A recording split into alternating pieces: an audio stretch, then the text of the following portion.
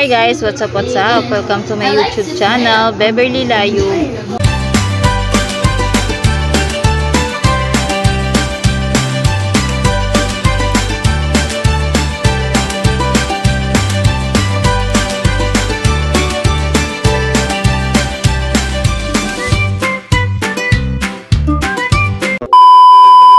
For today's video guys ay birthday ng aking panganay na si Kuya Shanshan. Ayan, happy birthday. Yan nga pala guys, yung handa ng anak ko guys. Mang inasal at chowking. Bumili lang kami guys. At may ice cream din. Ayan, super sarap ng ice cream na yan guys. And syempre, hindi mawawala yung pangmalakasan na cake at donut. Ayan, at saka yung pangmalakasang pizza. Tsaka yung ano ba yan? Siomay pala guys. Itong siomay pala yan guys. Ayan, super ganda ng cake ng aking panganay. Ayan, simpleng ano lang yan, red ribbon na cake. Ayan yung handa namin guys. Good for ano lang yan, 6 person. Inaasar ko nga guys yung panganay ko guys na hindi ko na siya handaan kasi sabi ko nga lilipas lang din naman yung birthday niya. Kaya wag na kaming humanda. Wag na kami maghanda. So ayun guys, nagyayaya siyang mag-swimming kasi yun yung napag-usapan namin matagal pa bago mag-birthday niya. Ang pinag-usapan namin na magsuswimming kami sa birthday niya. Kaso lang umuulan nung time na yan guys. As in talaga umuulan maghapon. Nakakainis nga eh. Ang plano nga namin nalalabas na lang nga sana kami. Kakain na lang kami sa labas. Kaso lang paano kami lalabas? Sobrang ulan. Maghapon talaga as in. So ayan na lang guys, naghabol na lang kami, bumili na lang kami guys ng mga inasal at cake, pati yung chowking, pati yung spaghetti na yan. Rush din yan na niluto ng asawa ko. So kahit pa paano naman, naparaos naman namin yung birthday ng aking mabait na panganay guys. Naging masaya naman yung kanyang birthday. So ayun na nga, may bata na natulala. Nagtataka siguro siya kung ano yung ginagawa namin kay kuya niya. First time niya kasi guys na makita yung lamesa namin na may nakahanda, may naka-arrange na handa ng birthday. Kaya parang nagtataka siya kung anong ginagawa namin, kung anong meron. Dahil nung nag-birthday kasi siya guys, gumala lang kami, hindi kami naghanda sa bahay. Kaya parang bago sa paningin niya yung handa sa lamesa. So ayun na nga, tama na ngayon chika. Ayan, nakakagutom na kaya, magsikain na tayo. At yung birthday boy ay gutom na. Halos ubusin na yung kanin sa kaldero. Ayan, nalakas talaga ng kumain ng anak ko na yan guys. Ayan, tinan nyo naman yung dadamputin niyang chicken. Sobrang laki. At kulang pa yan. There's more. May toyo na. Akala nyo aalis na yan? Hindi pa. Kukuha pa yan ng inasal. So ayan, nakontento na nga siya at kumain na. Akala niya ketchup yung nasa pouch. At sinabi ko nga na toyo yung nasa pouch. Yung baby ko amaze pa rin. Hindi niya alam kung anong nangyayari. Nagtataka talaga siya kung anong nangyayari sa paligid niya. Bakit ang saya-saya namin? Bakit may handa sa lamesa? Bakit may cake? 1 year old pa lang kasi si Set guys. Kaya first time na talaga makakita ng ganyan. Kaya takang-taka talaga siya sa mga ginagawa namin. Para siyang nag-observe lang. Manager lang. So ayan na nga guys, nagsikain na nga kami. At ako ang nahuling kumuha ng pagkain. Ayan, kinuha ko ay yung chicken oil ng inasal. At syempre, manok ng inasal yan.